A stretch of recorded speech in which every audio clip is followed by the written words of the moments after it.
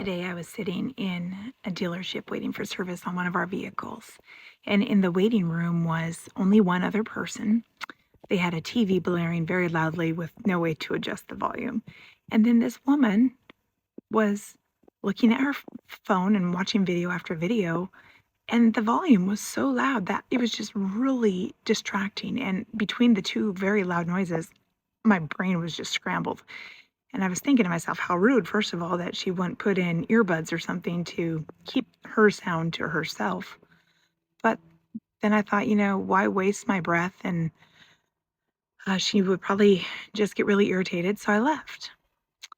I went and sat outside, and that was just fine. But it got me to thinking about times when we should be speaking rather than keeping words to ourselves.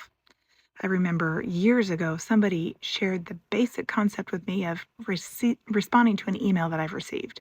So if you don't acknowledge that you've received an email where you're supposed to do something with the information, the recipient or the sender might wonder if you received it, if everything's okay, if you are actually going to be able to fulfill the thing you need to do.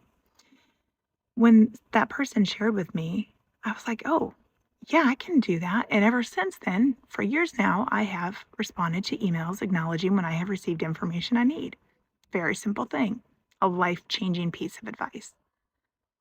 So it got me to thinking about when are we supposed to share advice versus when do we bite our tongue? And maybe it's not advice, maybe it's truth that needs to be shared.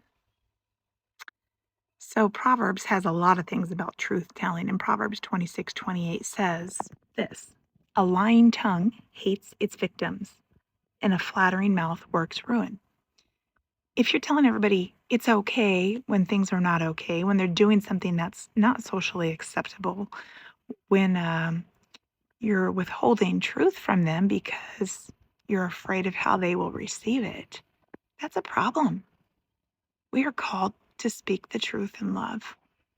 And while this topic today was really about a common courtesy, it made me think that more often than not, we bite our tongues about sharing the gospel of Christ because we are afraid. Again, I've said this before. It's like knowing where to get bread and not telling a starving person. What do? We're supposed to speak.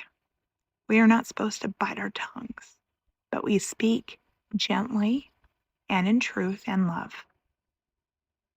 May that be your approach, and may you help people along the way.